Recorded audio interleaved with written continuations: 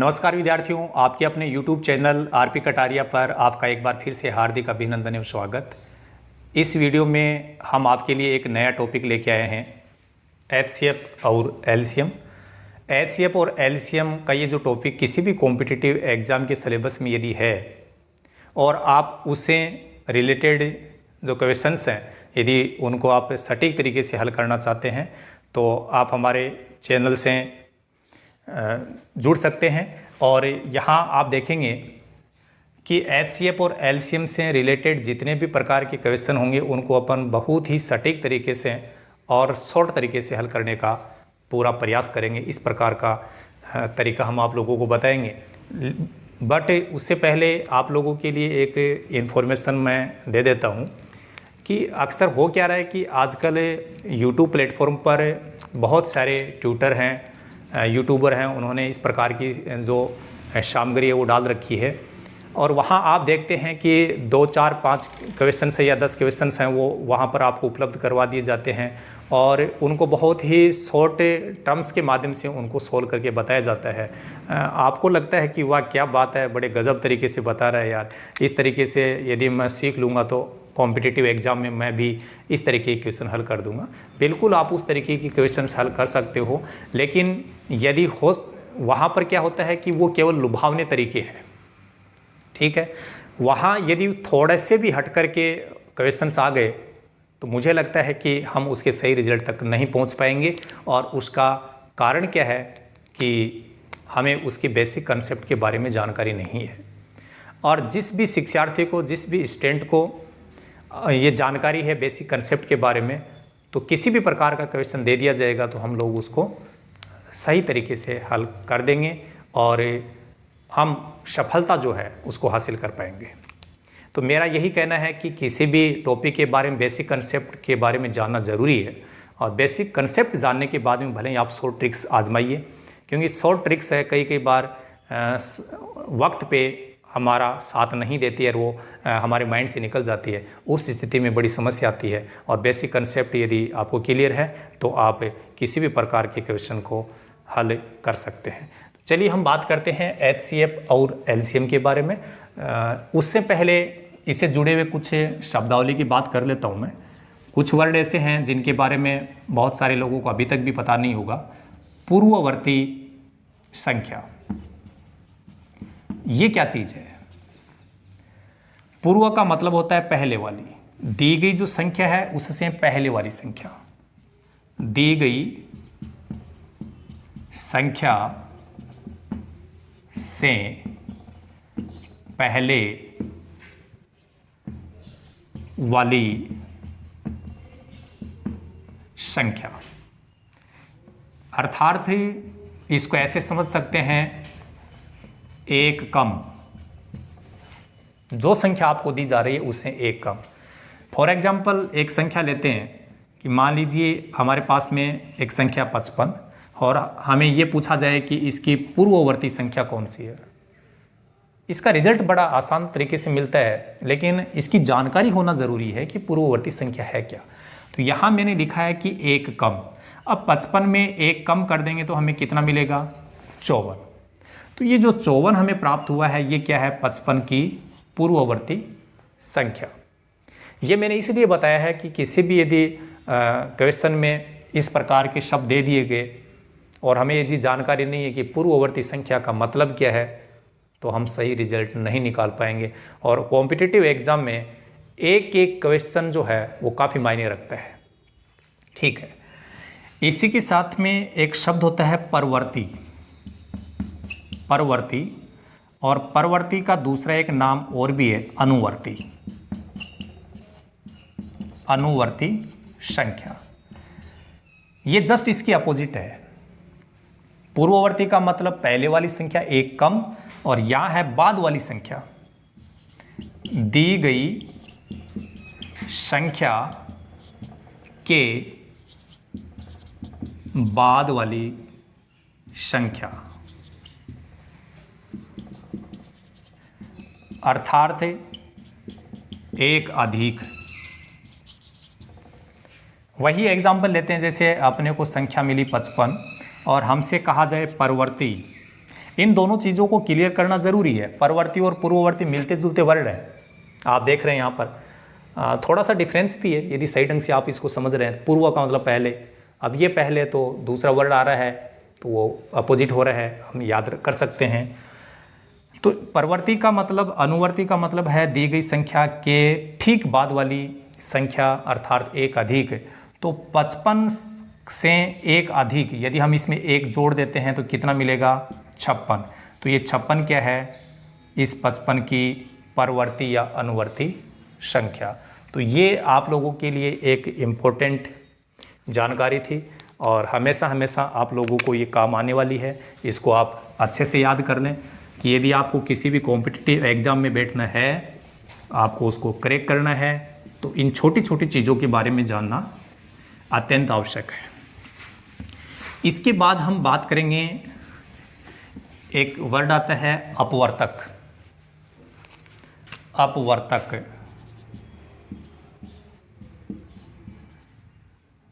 अपवर्तक जो वर्ड है ये कई बार हमारे माइंड से निकल जाएगा, तो इसको याद करने के लिए आप एक इंग्लिश के वर्ड का सहारा लेंगे, डिवाइजर। डिवाइजर का मतलब है भाग लगाने वाला। अपवर्तक क्या है? कोई भी संख्या हमें दी जा सकती है और कहा जा सकता है कि इसके कौन कौन से अपवर्तक होंगे, या इसका सबसे बड़ा अपवर्तक कौन सा है, सबसे छोटा अपवर्तक कौन सा है। यहाँ से भी क्वेश्चन बड़ा आसान है, रिजल्ट भी बहुत आसान है, लेकिन यदि इसकी जानकारी नहीं है कि अपवर्तक क्या है तो हम सही रिजल्ट नहीं कर पाएंगे। यहाँ जैसे एक संख्या लिखूँ मैं 26, अब 26 के अपवर्तक क्या क्या होंगे? सीधा सा मैंने यहाँ इंग्लिश के वर्ड से आपको बताया है कि भाग लगाने वाला। अब आपने ये समझना है कि 26 में किस किस का भाग जा सकता है। आपको पता है कि हर किसी संख्या में एक का भाग तो जाता ही है, ये तो बिल्कुल क्लियर बात है। अब 26 में तो 2 का भाग भी जाएगा। इसके अलावा 26 में 3 का, 5 का, 6 का, इन सब का किसी का नहीं जा रहा है। 26 में केवल किसका भाग जाएगा? 13 का। और इसके बाद में 26 में 26 का ही भाग जाएगा। और आप थोड़ा समझ लीजिए, आप भी विचार कर लीजिए कि 26 में कौन कौन सी संख्याओं का भाग जा सकता है। 26 में 1 का भाग जाता है, 2 का जाता है, फिर 13 का ही जाएगा, फिर 26 का जाएगा। तो जिन जिन का भाग जा रहा है ये सब की सब क्या है? डिवाइजर। और डिवाइजर जो है उनको ही क्या बोलते हैं? अपवर्तक। अब आप समझ गए होंगे कि 26 के अपवर्तक कौन कौन है? 1, 2, 13, 26। अब यहाँ क्वेश्चन कितने बन सकते हैं मैं आपको बताऊँ। 26 के कुल कितने अपवर्तक होते हैं? क्लियर हो रही है बात? 1, 2, 3, 4, ये भी क्वेश्चन हो गया। 26 के कुल कितने अभाज्य अपवर्तक होंगे? अब ये सब के सब अपवर्तक तो है, लेकिन इनमें अभाज्य कौन है? ये तो अभाज्य है नहीं, एक न तो भाज्य होता है, नहीं अभाज्य। इसका वीडियोज हम अब अपलोड कर चुके हैं, वहाँ आपने देख लिया होगा। और अभी तक यदि आप नहीं देखा है तो वहाँ उस वीडियो के लिए आप विजिट कर वहाँ देख सकते हैं। ये अभाज्य संख्या है, ये भी अभाज्य है, तो इसके कुल अभाज्य अपवर्तक कितने हो गए? 2। भाज्य अपवर्तक कितने हो गए? 1। 26 ये भाज्य संख्या है। सबसे छोटी अभाज्य अपवर्तक संख्या 26 के लिए 2। सबसे बड़ी अभाज्य अपवर्तक संख्या 26 के लिए 13। कितने टाइप के क्वेश्चन घुमाए जा रहे हैं? अपवर्तक क्लियर हो गया होगा। जैसे हम बात करें 36 के लिए, 36 में किस किस का भाग जा सकता है? वो सब के सब 36 के डिवाइजर होंगे। 1 का भाग हर किसी में जाता है, 36 में 2 का भाग भी जाएगा, और 36 में तो 3 का भाग भी जाएगा, 36 में 4 का भाग भी जाएगा, यहाँ 36 में 6 का भाग भी जा रहा है, और आपको पता है यहाँ भाग जा रहा है 9 का भी। इसके बाद में 12 का भाग भी जाएगा, 18 का भाग भी जाएगा, 36 का भाग भी जाएगा। ये इतने सारे ये जो संख्याएं हमने लिखी है, ये संख्याएं क्या है? 36 के अपवर्तक। पहला क्वेश्चन, 36 के कुल कितने अपवर्तक है? क्वेश्चन तो आसान है। तो यहाँ से यदि हमें ये पता है कि अपवर्तक होता क्या क्या है, तो हम उनको आसानी से काउंट करके बता सकते हैं। इनको काउंट कर लेंगे, 1 2 3 4 5 6 7 8 9, 9 अपवर्तक हो गए। सबसे बड़ा अपवर्तक 36, सबसे छोटा अपवर्तक 1, सबसे छोटा अभाज्य अपवर्तक 2 और सबसे बड़ा अभाज्य अपवर्तक 3, क्योंकि बाकी सब संख्याएं भाज्य हैं। तो इस प्रकार से किसी भी प्रकार के क्वेश्चन को कैसे भी घुमाया जा सकता है, लेकिन यदि मूल चीज़ का पता है फिर हम उसके रिजल्ट को गलत नहीं करेंगे। मुझे आशा है कि आपको ये अपवर्तक वाली बात समझ में आई होगी। इसके जस्ट बाद में हम बात करते हैं, एक वर्ड आता है अपवर्त्य। इसी से मिलता जुलता वर्ड है अपवर्त्य। अपवर्त्य, पहले वाला क्या था? अपवर्तक। पहले हमने किसकी बात की थी? अपवर्तक की। अपवर्तक का मतलब डिवाइजर, किस किस का भाग जाता है, याद करना पड़ेगा। अपवर्त्य क्या होता है? इसको एक नाम होता है गुणज। इसका अन्य नाम क्या होता है? गुणज। इंग्लिश में इसको बोलते हैं मल्टीपल। मल्टीपल। अब अंग्रेजी वर्ड यदि याद आ जाता है तो फिर तो ज़्यादा प्रॉब्लम नहीं आती। कई बार क्या अंग्रेजी वर्ड होते हैं वो अपने को काफ़ी हेल्प देते हैं। और इसका सीधा सा मतलब मैं बता देता हूँ कि किसी भी संख्या का यदि आपको अपवर्त्य पूछा जाता है, या इसको गुणज कहें या मल्टीपल, एक ही बात है, तो आपको ये समझना है दी गई जो संख्या है उसका पहाड़ा, जो पहाड़ा बनेगा। पहाड़े तो हम लोगों ने काफ़ी समय से हम सीख रहे हैं, पहाड़े याद करते कराते काफ़ी वक्त हम बिता चुके हैं। तो दी गई संख्या का पहाड़ा जो होता है वही उसका क्या होता है? अपवर्त्य। वही उसके गुणज होते हैं, वही उसके मल्टीपल होते हैं। मैं कहूँ कि 4 के गुणज, गुणज का मतलब अपवर्त्य, अपवर्त्य मतलब मल्टीपल। 4 के क्या क्या गुणज होंगे? आपको केवल ये एक लाइन याद रखनी है, दी गई संख्या का पहाड़ा। अब 4 का पहाड़ा किसको नहीं आता? नहीं आता है तो याद करें, 4 8 12 16 20, आगे और भी संख्याएं हैं। ये जितनी भी संख्याएं हैं ये सब की सब संख्याएं क्या है? 4 के अपवर्त्य, 4 के गुणज। तो ये अभी जस्ट हमने बात की है अपवर्तक की थोड़ी देर पहले, और अब हम बात करें अपवर्त्य। इनको अपने को 1-2 बार रिपीट करना पड़ेगा। बीच बीच में जब भी आपको समय मिले तो आप एक बार अपनी मेमोरी में उनको लेके आएंगे कि 2 वर्ड मिलते जुलते हैं, एक अपवर्तक है और एक अपवर्त्य है। तो दोनों में डिफरेंस करते हुए इनको आप अच्छी तरीके से अपने माइंड में सेट करेंगे। और यदि 2-4 बार हम बीच बीच में इनको अपन माइंड में रिपीट कर देते हैं तो ये बात बिल्कुल क्लियर हो जाएगी। टच में रहना ज़रूरी है। तो ये हुआ अपवर्त्य अपवर्तक, ये बातें हो गई। और अब हम आगे बढ़ेंगे HCF और LCM के बारे में, कि HCF और LCM क्या है, कौन सी स्थिति में HCF ज्ञात किया जाता है, कौन सी स्थिति में LCM। कई दफ़ा ऐसी स्थिति आती है कि क्वेश्चन में हम लोगों को HCF और LCM ज्ञात करने के लिए नहीं कहा जाता है और वहाँ HCF या LCM ज्ञात करना होता है। तो कई बार तो हम ये भी निश्चित नहीं कर पाते हैं कि HCF या LCM ज्ञात करना पड़ेगा या नहीं ज्ञात करना पड़ेगा। ठीक है।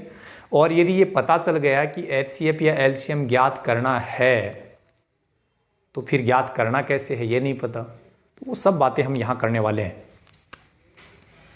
सबसे पहले हम बात करेंगे लैसे के LCM के बारे में। LCM को अपन इंग्लिश में बोलते हैं lowest common multiple, lowest common multiple. और इसको अपन शॉर्ट में यदि हिंदी में अपन इसको बात करें तो इसको बोलते हैं लघुत्तम समापवर्त्य। याद आ गया होगा कि इसमें भी अपवर्त्य वर्ड ऐड हो रहा है, और अपवर्त्य की बात की थी हमने गुणज मल्टीपल, तभी नाम यहाँ मल्टीपल आ रहा है। याद रखना मल्टीपल क्या होता है, गुणज क्या होता है। गुणज मल्टीपल अपवर्त्य एक ही बात है, दी गई संख्या का पहाड़ा, एक बात क्लियर करनी है, कभी नहीं भूलेंगे। लघुत्तम समापवर्त्य जो है इसको अपन लय से बोलते हैं, आप सब जानते ही हैं। कभी कभी इसको अपन लय से पे ऐसा भी बोलते हैं। लय का मतलब हो गया लघुत्तम संख्या या छोटी से छोटी संख्या, कम से कम, ऐसे नाम आ गए, ठीक है ना। तो ऐसी स्थिति में यदि ऐसे वर्ड अपने को किसी क्वेश्चन में मिल जाते हैं और दो या दो से अधिक संख्याएं दे रखी हैं, तो वहाँ पर ये समझ लीजिए हम लोगों को क्या ज्ञात करना पड़ेगा, लय से, ठीक है ना। तो लय से ज्ञात कौन सी स्थिति में करेंगे, जैसे आ गया कि वह लघुत्तम संख्या ज्ञात कीजिए जिसको दी गई संख्याएं विभाजित करती हैं। अब लघुत्तम संख्या नाम आ गए, इसका मतलब लय से ज्ञात करना है। वह छोटी सी छोटी संख्या ज्ञात कीजिए जिसको पर्सन में दी गई संख्याएं हैं वो विभाजित करती है, तो वहाँ पर भी अपने को लय से ज्ञात करना है। कम से कम नाम आ गया, तो ऐसी स्थिति में अपने को न्यूनतम एक वर्ड और है। तो ऐसे शब्द यदि अपने को कहीं पे मिलते हैं तो वहाँ पर अपन क्या ज्ञात करेंगे, लय से। अब बात ये आती है कि लय से ज्ञात करने की जो विधि है वो क्या है, लय से कैसे ज्ञात किया जाता है। लय से ज्ञात करने के लिए हम केवल कॉमन एक ही विधि काम में लेते हैं, वो होती है अभाज्य गुणनखंड विधि। अभाज्य गुणनखंड विधि, ठीक है। मान लीजिए हमारे पास में 12, 15, 27 ये तीन संख्याएं हैं और हमें उसका लय से ज्ञात करना है। अब कई बार हम माइंड में सोचते हैं कि भाई अभाज्य गुणनखंड तो करने हैं, अलग अलग करूं या इन सब को एक साथ ही करूं। हालांकि अपन कई सालों से ये बात समझते आ रहे हैं कि हमें एक साथ लेकर के ही एलसीएम ज्ञात करना चाहिए। फिर भी यदि याद नहीं आता है तो आप इस प्रकार से इसको समझ सकते हैं। लय से को आप अपनी भाषा में बना लो। लय का मतलब है लपेटे, लपेटे में से का मतलब सब, लपेटे में सब। अब लपेटे में सब लेना है, इसका मतलब सबको एक साथ लेना है। क्लियर हो गई बात। अब बात करेंगे अभाज्य गुणनखंड की, और आपको याद दिला देता हूं कि अभाज्य गुणनखंड ज्ञात करना हो, एचसीएफ एलसीएम जो भी ज्ञात करना हो, उसके लिए अपने को जो हमने भाजकता के नियम की बात की थी, एक वीडियो हम अपलोड कर चुके हैं। भाजकता के नियम जानना ज़रूरी है, उसके बिना आपका काफ़ी टाइम खराब हो जाएगा। हो सकता है कि अभाज्य गुणनखंड वो भी गलत हो जाएं, क्योंकि कई बार क्या होता है हमें ये नहीं पता भाग लगाना किसका है। अभाज्य गुणनखंड का मतलब बात क्लियर है कि अभाज्य संख्याओं का ही भाग लगाया जाएगा। उस वीडियो में हमारी बात हो चुकी है कि अभाज्य संख्याएं कौन कौन सी होती हैं, आप उनको याद करें, ठीक है। फिर उसके बाद में भाजकता के नियम की बात हुई थी। भाजकता के नियम में अपने को केवल देखने मात्र से ये पता चल जाना चाहिए कि मैं जिस संख्या के बारे में सोच रहा हूँ क्या उसका भाग इसमें जाएगा क्या। अब मैं 2 की यदि बात करूँ तो 2 का भाग इसमें किस में जाएगा किस में नहीं जाएगा पता तो होना चाहिए, ठीक है ना। तो 2 का भाग के लिए नियम बताए गए हैं, 3 के लिए नियम बताया है, 5 के लिए, 7 के लिए, ये सब नियम हमने भाजकता के नियम एक वीडियो जो वहाँ बताएं, वहाँ पर उस वीडियोज़ को देखें और फिर आप HCF और LCM सीखें, तो आपको काफ़ी बेनिफिट होगा। 2 का भाग लगाने के लिए इकाई का अंक 0, 2, 4, 6 या 8 होना चाहिए। यहाँ पर 2 का भाग जाएगा, 2 का भाग का सीधा सा मतलब आधा कर दो। यहाँ 2 का भाग जा नहीं रहा है और यहाँ पे भी 2 का भाग नहीं जा रहा है। फिर 2 का भाग जाएगा, यहाँ जाएगा 3 बार, यहाँ नहीं जा रहा है और फिर 27 में भी नहीं जा रहा है। फिर हम 2 का भाग जाना बंद हो गया। अब 3 का भाग कहाँ कहाँ जा रहा है वहाँ लगा दो। यहाँ जा रहा है 1 बार, यहाँ 5 बार और यहाँ 9 बार। फिर 3 का भाग यहाँ जा नहीं रहा है, 5 में जा नहीं रहा है, इसमें जाएगा 3 बार। फिर 3 का भाग लगाएंगे, यहाँ 1 बार, इसमें जा नहीं रहा है, यहाँ 1 बार। लास्ट में किसका जाना है? 5 का ही जाना है, 1 1 ये हो जाएगा। और इन सब को हम क्या कर लेंगे? मल्टीप्लाई कर लेंगे। ठीक है, मल्टीप्लाई करेंगे, मल्टीप्लाई करना जानते हैं, गुणा करना है। तो जैसे ही गुणा करेंगे जो भी अपने को रिजल्ट मिलेगा वो आपका क्या होगा? इनका LCM। कॉम्पिटिटिव एग्जाम में इनसे भी जुड़े हुए एक अक्सर से एक क्वेश्चन आता रहता है कि घड़ी में इतने इतने बजे घंटी बजती है और कितने बजे वो घंटी एक साथ फिर बजेंगी।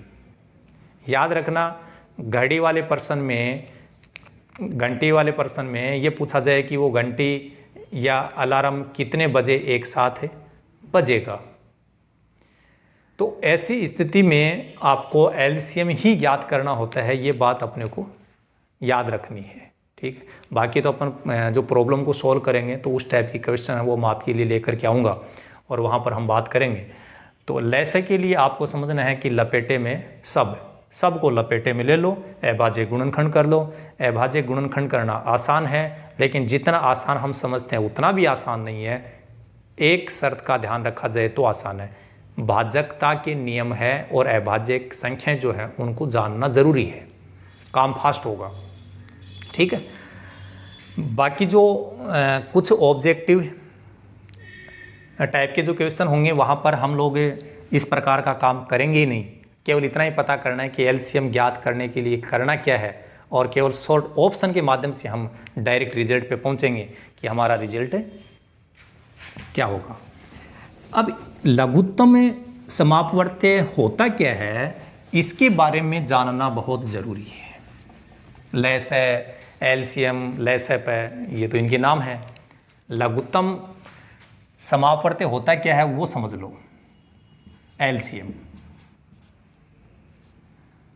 वह छोटी से छोटी संख्या, वह छोटी से छोटी संख्या जिसमें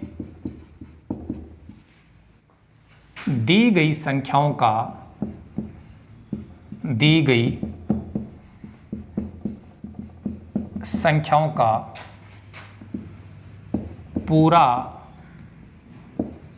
पूरा भाग जाता हो। बहुत ही इंपॉर्टेंट बात है, वह छोटी से छोटी संख्या जिसमें दी गई संख्याओं का पूरा भाग जाता हो, वो संख्या होती है LCM। सबसे इंपॉर्टेंट बात यही है, ये समझ लीजिए। लैसे का नाम आते ही आपके माइंड में ये बात आनी चाहिए कि लघुत्तम समापवर्त्य वाली जो संख्या है वो क्या होती है। अभी जैसे हम बात करें 12, 9 और 15, जैसे हम इसका LCM ज्ञात करना चाहते हैं तो LCM ज्ञात करने के लिए वही तरीका है। 2 का भाग यहाँ लगाएंगे, 6 आएगा, यहाँ जा नहीं रहा है, 15 भी नहीं जाएगा। फिर 2 का भाग यहाँ 3 बार जाएगा, यहाँ नहीं जा रहा है, यहाँ पे भी नहीं है। 2 का भाग अब जा नहीं रहा है, 3 का जाएगा, 1 बार, 3 बार, यहाँ 5 बार। फिर किसका भाग जाना है? फिर 3 का जाना है और अंत में 5 का। इनको हमने मल्टीप्लाई किया, कितना मिला? 2 को 2 से गुणा किया 4, 4 तिये 12, 12 तिये 36 और 36 को 5 से गुणा करेंगे 180। अब ऑप्शन जो होंगे उसमें अपने को 4 संख्याएं ऐसी दे दी जाएंगी कि उन सब में इन संख्याओं का भाग जा रहा है। एक ऑप्शन तो ये है ही जो राइट है, बाकी और संख्याएं भी अपने को दे दी जाएंगी जिसमें इसका भाग जाता हो। लेकिन हमने यहां बोल रखा है कि वह छोटी सी छोटी संख्या, पहले तो हमें यह चेक करना है कि इन सभी संख्याओं का भाग जा रहा है कि नहीं जा रहा है। पहली बात, यदि सभी संख्याओं का भाग नहीं जा रहा है तो वो उसका एलसीएम नहीं है, ये बात तो क्लियर है। लेकिन कभी कभी क्या होता है कि जितने ऑप्शन दे रखे हैं उनमें एक से ज़्यादा संख्याओं में इनका भाग चला जाता है। अब वो डाउट हो गया कि हमें कौन सी संख्या को एलसीएम मानना चाहिए। अब यदि एलसीएम निकालेंगे इस टाइप से, तो ये तो वो पहले वाला जो रूटीन वाला जो काम है, इस काम को यदि हम करेंगे तो हो सकता है अपने को टाइम लगे, और कॉम्पिटिटिव एग्जाम में इतना टाइम होता नहीं है, तो अपन डायरेक्ट करने का प्रयास करते हैं। कैसे देखो, तो यहाँ ये समझ लिया कि छोटी सी छोटी संख्या होनी चाहिए वो, तो यहाँ ऑप्शन में यदि अपने को एक से ज़्यादा संख्या ऐसी मिल रही है जिसमें इन सब का भाग जा रहा है, तो फिर आप उनको ये देखेंगे उनमें छोटी संख्या कौन सी है, वही आपका क्या होगा, एलसीएम। तो ये अपने को बात समझनी थी। अब हम बात करते हैं कि कई बार क्या होता है कि कुछ संख्याएं अपने को घात रूप में दे दी जाती है। किस रूप में, घातांक रूप में। तो घात के लिए क्या किया जाएगा, वहां लय से कैसे ज्ञात किया जाए। जैसे मान लीजिए अपने को एक संख्या ये दे दी गई, एक संख्या हमें दी जा रही है 2 की पावर 4 इंटू 3 इंटू 7। एक संख्या दी जा रही है अपने को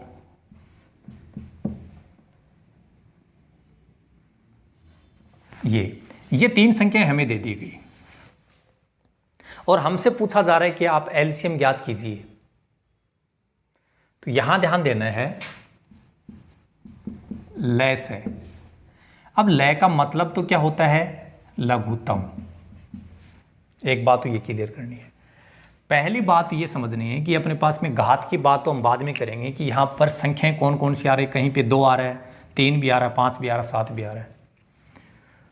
तो लय से का मतलब अभी मैंने जैसे बताया, लपेटे में सब। लपेटे में सब का मतलब क्या हुआ, किसी को छोड़ना तो है ही नहीं। इसका मतलब यहां जितनी संख्याएं दे रखी है उसमें 2 भी लिखना है, 3 भी लिखना है, 5 भी लिखना है, 7 भी लिखना है। बात क्लियर हो गई होगी। लय को हमने अपनी भाषा में क्या समझा, लपेटे में सब। अब लपेटे में सब आ गए तो बचेगा कौन बेचारा।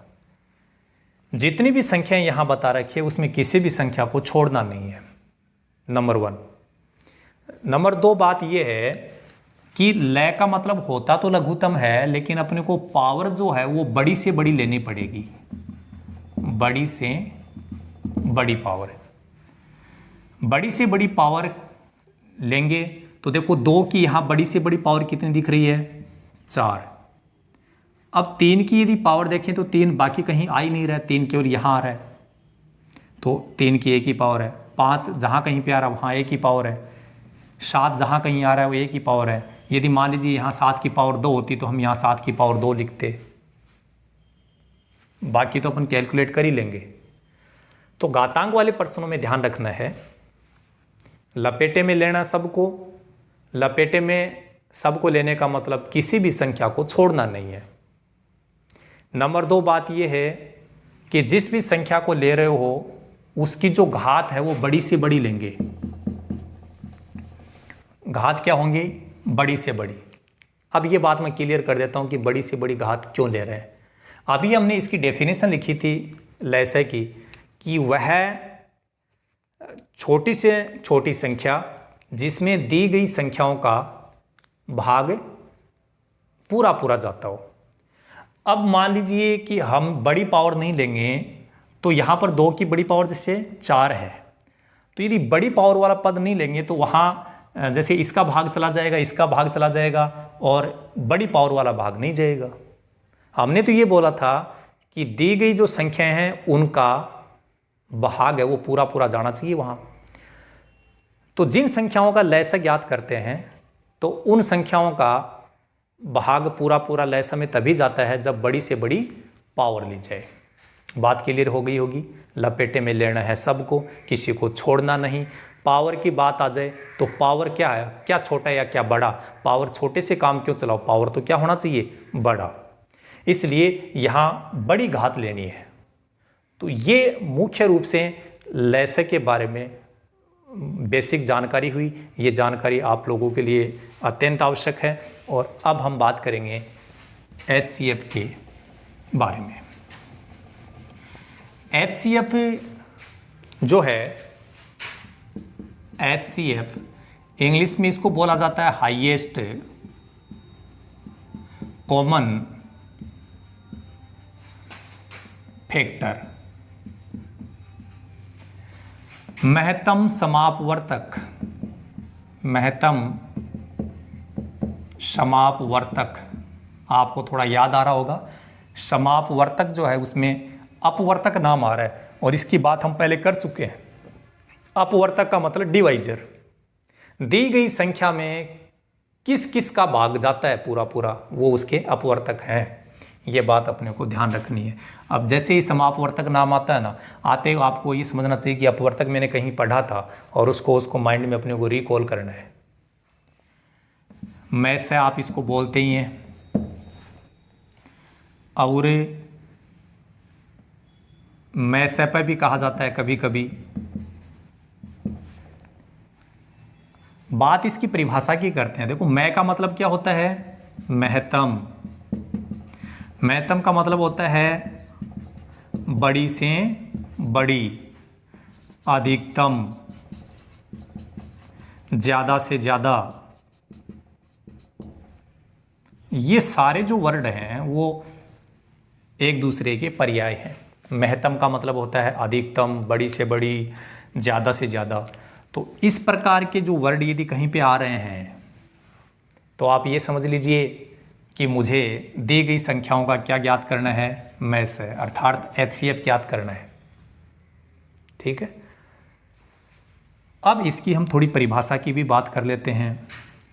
इसकी परिभाषा होती है कि वह बड़ी से बड़ी संख्या जिसका दी गई सभी संख्याओं में पूरा पूरा भाग जाता हो। ये बात क्लियर कर लें, लय और मैं से, HCF और LCM की परिभाषा में डिफरेंस है।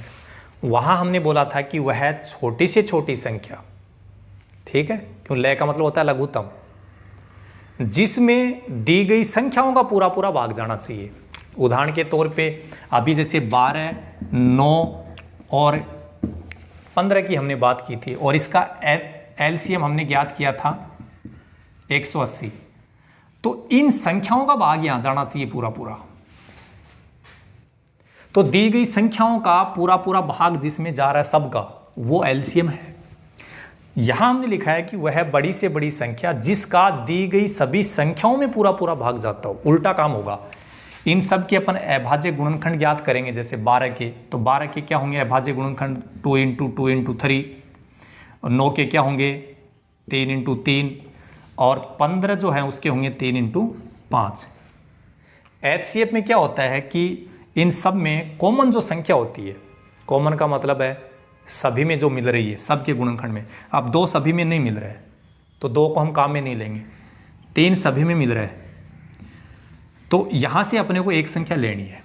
अब बाकी ये जो बच गए ना, इनको चेक करने की आवश्यकता नहीं है। कभी नीचे से ऊपर जाना ही मत है, ऊपर वाली लाइन के अनुसार चलना आपको। जो जो सब में मिल रहा है उसका एक युग्म बना लो, जोड़ा बना लो, चाहे वो 2 2 का बन रहा है, चाहे 3 3 का बन रहा है।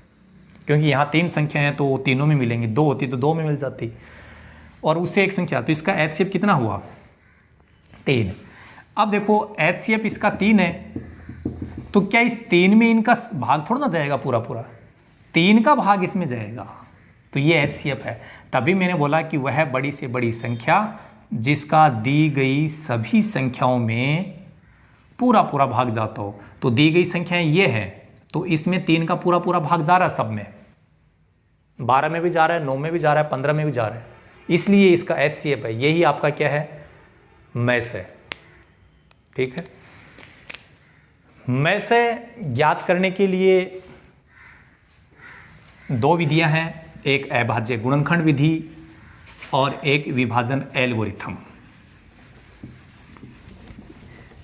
एलसीएम ज्ञात करने की केवल एक ही विधि है, कंफ्यूज नहीं होना है।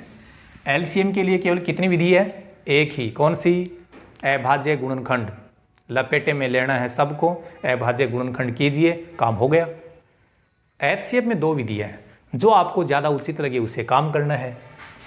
अभाज्य गुणनखंड जैसे मान लीजिए 12, 15 और यदि अपन 78 इसकी बात करें, इनका अपने को HCF ज्ञात करना है। तो HCF के लिए अभाज्य गुणनखंड यदि आप करना चाहते हो तो आपको इन सब के अभाज्य गुणनखंड अलग अलग करने पड़ेंगे, 12 के अलग, 15 के अलग और 78 के अलग। 2 का भाग इसमें जा रहा है 6 बार, 2 का भाग 3 बार, 3 का भाग यहाँ 1 बार, यहाँ 3 का भाग जाएगा 5 बार, 5 का भाग जाएगा 1 बार, यहाँ 2 का भाग जाएगा 39 बार, भाग तो लगाना आता ही अपने को। अब 3 का भाग जाएगा इसमें 13 बार, फिर यहाँ भाग जाएगा अपने पास में 13 का। देखो 12 के जो गुणनखंड आ रहे हैं वो क्या आ रहे हैं, इतने हैं, ये 12 के गुणनखंड हो गए। 15 के गुणनखंड क्या मिल गए, 3 × 5, और 78 के गुणनखंड क्या मिल गए, 2 × 3 × 13। ये हम समझने के लिए काम कर रहे हैं, जब समझ चुके होंगे तो अपने को ये काम करने की आवश्यकता नहीं, अपन यहीं से काम कर लेंगे, टाइम बच जाएगा अपना। पहले अपने को ये देखना है क्या 2 सभी में आ रहा है, क्या नहीं आ रहा है, तो 2 की तो बात ही छोड़ दो।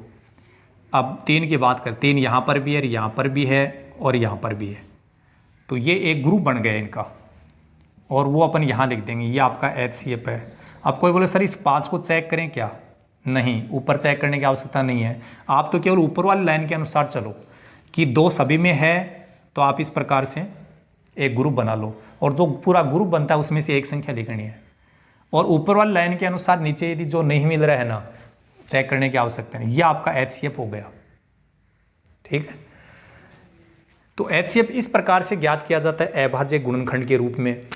अब यही चीज अपने को मान लो घात के रूप में दे दी जाती है, 2 की घात 2, यहाँ 2 बार आ रहा है। ठीक है, अब यहाँ तो 3 एक ही बार आ रहा है, तो यही होगा, यहाँ पर सब एक बार ही आ रहे हैं, 2 × 3 × 13। तो इनका यदि मैसा आपको डायरेक्ट यहाँ से ज्ञात करना है तो हम कैसे ज्ञात करें, एक बार आपको मैं लय से याद दिलाता हूँ। लय से में मैंने बोला था लपेटे में ले लो सबको, लपेटे में सब का मतलब किसी संख्या को छोड़ना नहीं था। 2 आ रहा है, 3 आ रहा है, 5 आ रहा है, 13 आ रहा है, इसका मतलब 2 भी लिखना था, 3 भी लिखना था, 5 भी लिखना था, 13 भी लिखना था। लेकिन मैसे का मतलब समझिए, मैं का मतलब है म्हारो, से का मतलब सो, महारो सो, और महारो सो का मतलब है मेरा जैसा। जो चीज एक जैसी है सभी में वही आएगा। आप जैसे यहां 2 आ रहा है, यदि इसका जैसा कहीं है, ये कह रहा है कि मेरा जैसा कहीं है तो लेना है, और सब जगह नहीं है तो नहीं लेना। ठीक है ना, तो 2 सभी जगह नहीं है, नहीं लिया जाएगा। 3 सभी जगह है, लिया जाएगा। 5 सभी जगह नहीं है, नहीं लिया जाएगा। 13 सभी जगह नहीं है, नहीं लेंगे, 3। अब बात आती है पावर की। मैं का मतलब होता है महत्तम, और महत्तम का मतलब होता है बड़ी से बड़ी। लेकिन पावर में ध्यान रखना है, उल्टा काम करना है। लहसम में हमने क्या किया था, जो भी संख्या ले रहे थे उसकी बड़ी पावर ले रहे थे। अब लहसा का मतलब तो क्या होता है, लघुत्तम, छोटी से छोटी। लेकिन पावर की बात जहाँ होगी तो उसमें उल्टा काम करेंगे, बड़ी पावर लेंगे। मैसे में मैं का मतलब होता है महत्तम, बड़ी से बड़ी, लेकिन पावर की जब बात आएगी तो हम पावर देंगे छोटी से छोटी। 3 की पावर सब जगह एक एक पावर ही आ रही है, तो यही तो आपका एचसीएफ होगा। ये पावर वाली क्वेश्चन है, उनके लिए ये बात हो गई है। एक बात और क्लियर करेंगे, प्लस वाली जो संख्याएं होती हैं उनमें कौन सी संख्या बड़ी है और कौन सी संख्या छोटी है, ये सब जानते हैं, किसी को किसी प्रकार का डाउट नहीं होता है। माइनस वाली संख्याओं में अपने को विशेष गौर करना है कि जैसे -2 और -5 है, यदि हम इनकी तुलना करते हैं और आपसे ये पूछा जाए कि इनमें बड़ी संख्या कौन सी है, छोटी संख्या कौन सी है, तो प्लस के अकॉर्डिंग नहीं होगा यहाँ काम। जो संख्या आपको बड़ी नजर आ रही है वो छोटी होगी, जो छोटी है वो बड़ी। कब? माइनस के लिए। एक बहुत इंपॉर्टेंट बात है ये। 2 प्लस की संख्याओं के लिए छोटा बड़ा कौन है बताना बड़ा आसान है। एक संख्या प्लस की है, एक माइनस की है, वहाँ पर भी हम बता सकते हैं प्लस की संख्या हमेशा माइनस से बड़ी होती है, ये बात क्लियर है, ठीक है ना। प्लस का मतलब होता है जमा और माइनस का मतलब होता है घाटा, तो घाटा तो कौन लेगा? प्लस वाली संख्या है, तो वो बड़ी संख्या होगी। लेकिन जब दोनों ही संख्या माइनस की है तो इसमें ये संख्या अपने को दिखने में छोटी लग रही है, लेकिन इसके बजाय ये बड़ी संख्या है। कैसी संख्या है? और ये कैसी है? छोटी, ठीक है। तो ये बात अपने को क्लियर करना ज़रूरी था। और अगले नेक्स्ट वीडियो में हम बात करेंगे एलसीएम और एचसीएफ से रिलेटेड जो क्वेश्चंस हैं उसको हम किस प्रकार से कम समय में सोल्व करें, इस बात की हम चर्चा करेंगे। शायद जहाँ तक मुझे आशा है मेरे द्वारा बताई गई ये बातें आप लोगों को समझ में आई होंगी, और यदि एक बार में ये बात क्लियर नहीं हो पाती है तो आप एक बार फिर से वीडियो को रिपीट करते हुए देख सकते हैं, आपको ये बात क्लियर हो जाएगी। बहुत बेसिक कंसेप्ट था, इनको जानना अति आवश्यक था। इनके बिना यदि आप एचसीएफ और एलसीएम वाले क्वेश्चनों के हाथ लगाओगे तो हो सकता है करंट आ सकता है, और करंट जो आता है वो झटका एक ही लगातार, एक ही झटके में कुछ भी हो सकता है, आपको पता ही है। तो इस वीडियो में केवल हम इतनी ही चर्चा करेंगे। So thank you so much, all the best, be positive always.